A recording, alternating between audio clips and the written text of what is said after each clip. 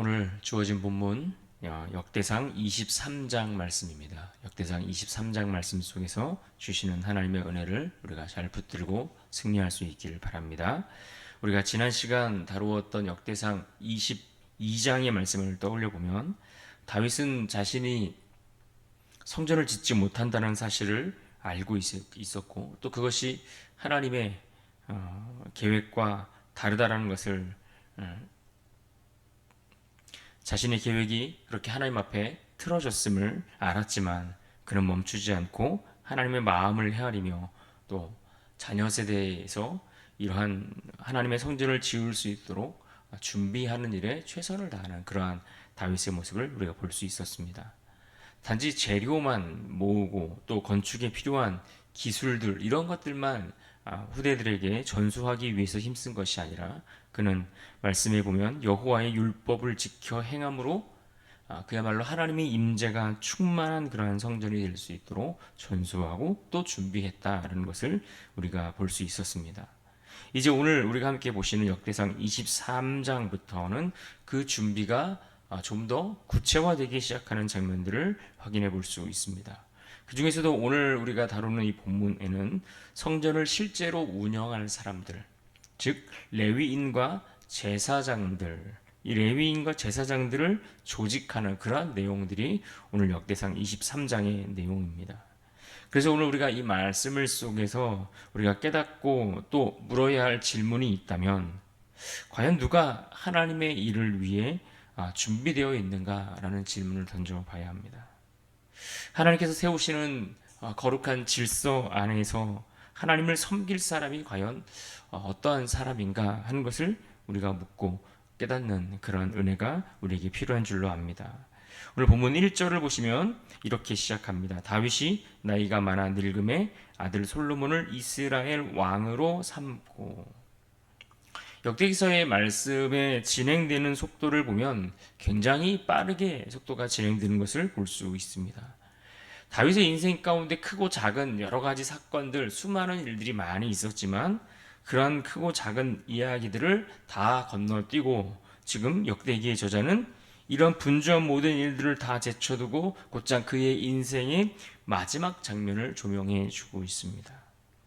다윗이 나이가 많아 늙었다라고 했습니다. 그리고 그의 뒤를 이어 그의 아들 솔로몬이 이스라엘의 왕으로 세워졌습니다. 이것을 기록해 주고 있습니다.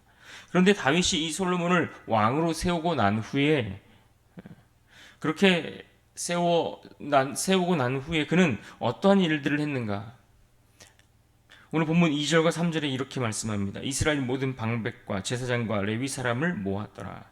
레위 사람은 30세 이상으로 계수하니 모든 남자의 수가 3만 8천 명인데 다윗은 솔로몬을 왕으로 세우고 제사장과 레위인을 모았습니다.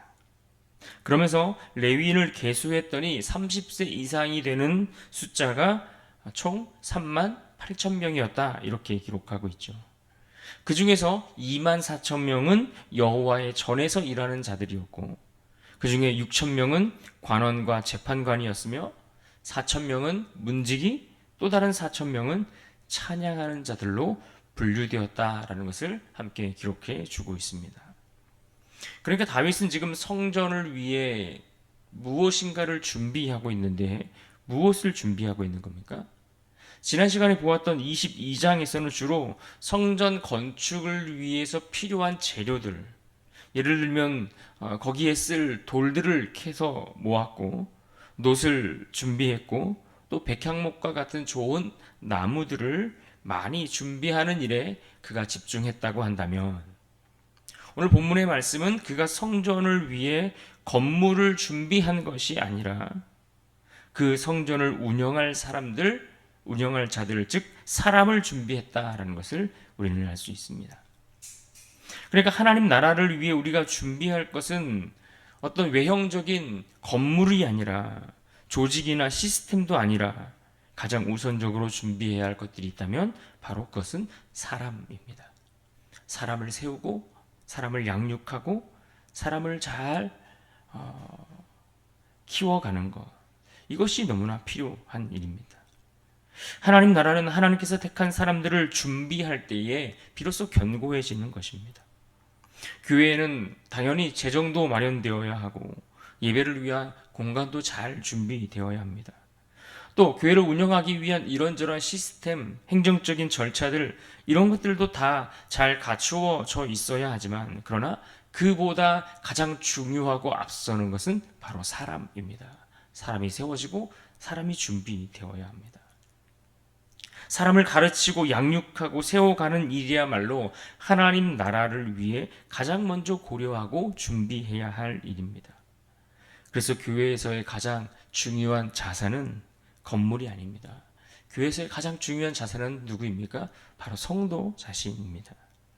하나님을 섬기고 하나님을 예배하고 그 일을 감당할 준비된 사람들, 이들이 하나님 나라에 가장 필요한 자들이죠.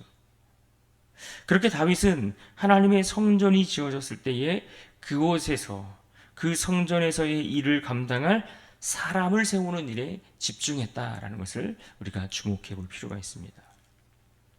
그러면서 이어지는 말씀을 보시면 이제 보다 더 구체적인 역할들이 그들에게 부여되는 것을 볼 수 있습니다. 6절을 보십시오.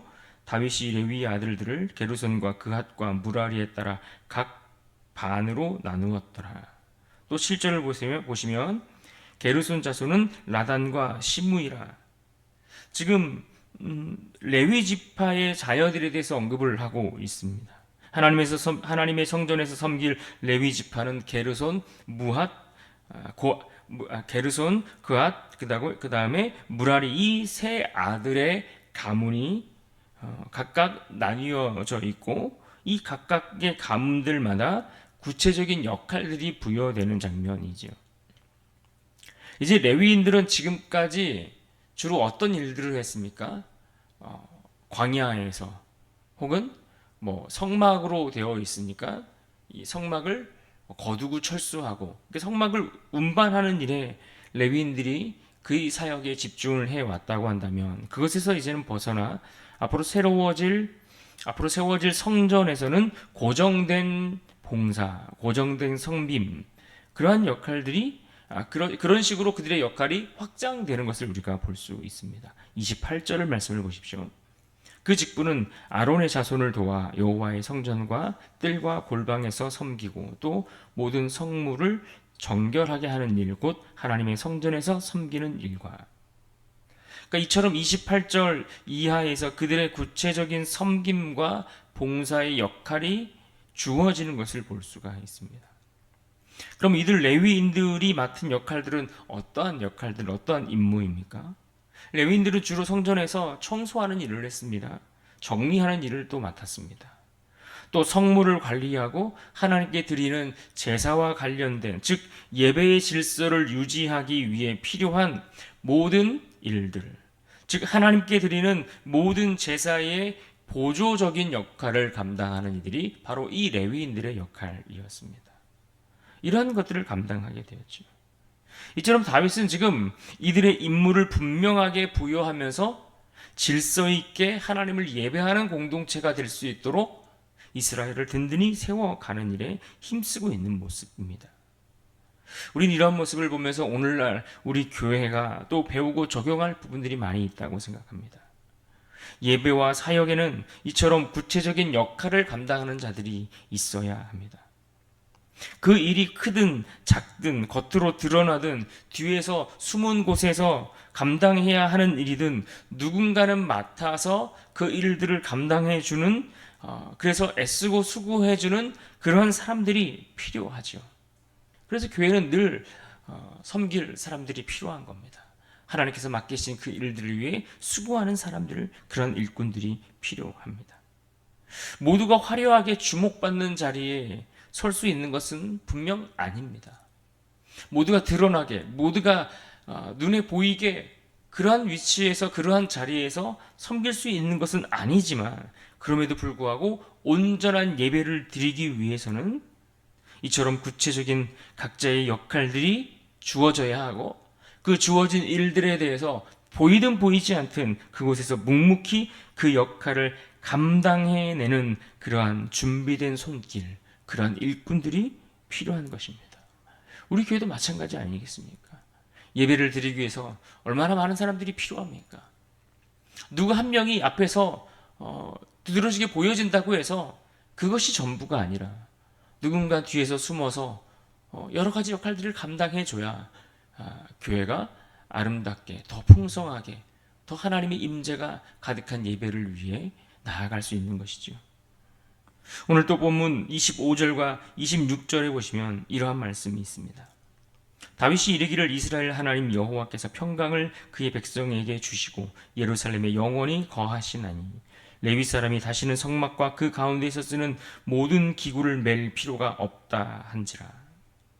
무슨 이야기를 하고 있습니까? 성막 시대가 지나고 성전의 시대가 이제는 오게 될 것이다. 그 이야기를 하는 겁니다. 앞서 말씀드린 것처럼 성막 시대에는 주로 레위인들이 이 성막이 이동할 때마다 이 성막을 다 해체해서 메고 들고 뭐 여러 가지 그들의 역할에 따라서 그것들을 옮기는 일들이 주로 레위인들이 했던 주된 업무였습니다. 그러나 성전이 세워지고 나면 성전은 움직이질 않잖아요. 고정되어 있잖아요, 장소에. 그러니까 그 성전 안에서는 이제 이동하는 일들이 없으니까 레위인들에게 할 주된 업무가 사실 사라진다라고 생각할 수 있죠. 그러나 더 이상 이동하지 않는 그런 성전의 시대가 열리게 될 것이기 때문에 거기에 따라 레위인들의 임무, 그들의 역할도 조금 달라지고 확장되는 것을 오늘 본문에 말씀해 주고 있는 것입니다. 이런 변화에 따라서 특별히 레위인들이 이 성전에서 섬길 수 있는 그 나이가 제한이 되어 있지 않습니까? 그런데 그 나이의 제한도 바뀐 것을 우리가 볼 수 있는데요. 27절을 보십시오. 다윗의 유언대로 레위 자손이 20세 이상으로 계수되었으니, 다윗은 지금 성전에서 섬길 수 있는 사람들의 나이를 20세 이상으로 그렇게 규정하고 있습니다. 그런데 민수기 4장 3절에 보시면 이런 말씀이 있습니다. 곧 30세 이상으로 50세까지 회막의 일을 하기 위하여 그 역사에 참가할 만한 모든 자를 계수하라. 그러니까 민수기에는 몇 세 이상이라고 되어 있습니까? 30세 이상. 그런데 또 민수기 8장으로 가면요, 그 나이가 25세로 규정되어 있습니다. 그러다가 오늘 본문 다윗 시대에 이르면은 그 나이가 또 더 낮아져서 20세 이상도 봉사할 수 있도록 나이 제한에 대한 변화가 있는 것을 확인할 수 있는 겁니다.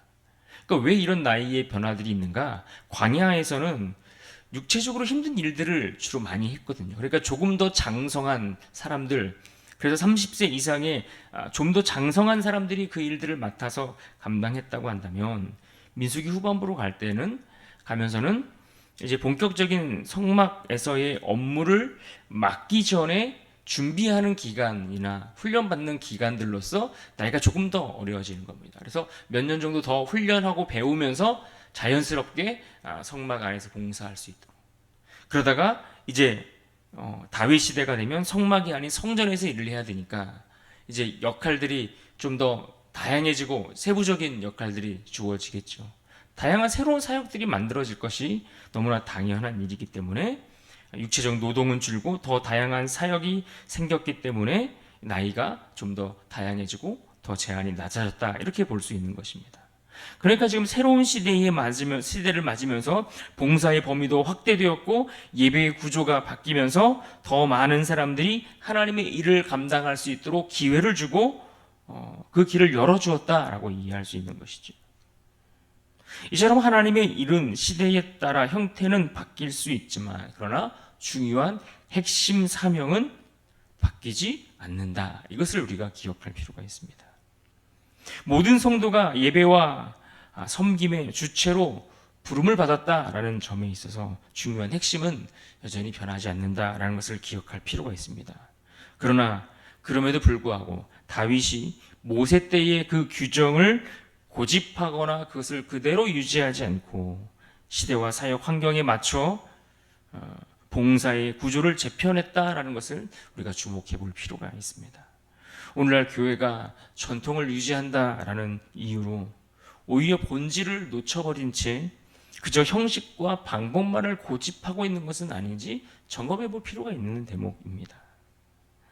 특히 성도들 간에 나이가 많아서 혹은 나이가 너무 어려서 이런저런 이유와 핑계보다는 오늘 말씀에 입각해서 볼 때에 정말 나는 하나님을 예배하고 섬기는 일을 위해 준비된 자인가?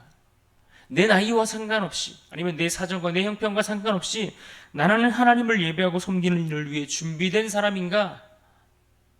이러한 질문, 이러한 생각들을 우리가 해볼 수 있어야 합니다.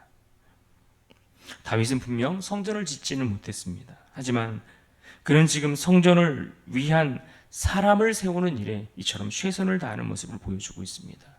그는 예배를 섬길 사람들을 조직했고 그들이 감당할 역할들을 구체화시켰습니다. 그리고 그 일에 참여할 다음 세대들을 훈련시켰다라는 것입니다. 그리고 더 나아가 레위인과 제사장들이 각각의 위치에서 하나님만 섬길 수 있도록 이처럼 준비해 왔던 것을 볼 수 있습니다. 이것은 오늘 우리 교회도 마찬가지입니다. 성전은 그저 벽돌로 세워진 것이 아닙니다. 하나님 앞에서 헌신한 사람들로 채워지고 세워지는 것, 그것이 바로 교회의 온전한 모습이죠. 우리 각자가 예배의 자리에서 혹은 찬양의 자리에서 헌신과 봉사의 자리에서 하나님을 섬기는 그러한 거룩한 레위인들이 될 수 있어야 할 것입니다. 그런 의미에서 오늘 본문 32절 말씀을 우리가 다시 한번 읽고 이 말씀을 붙들고 승리하는 하루로 살아갈 수 있기를 부탁드립니다. 32절 같이 읽습니다. 시작. 또 회막의 직무와 성소의 직무와 그들의 형제 아론 자손의 직무를 지켜 여호와의 성전에서 수종드는 것이더라. 아멘.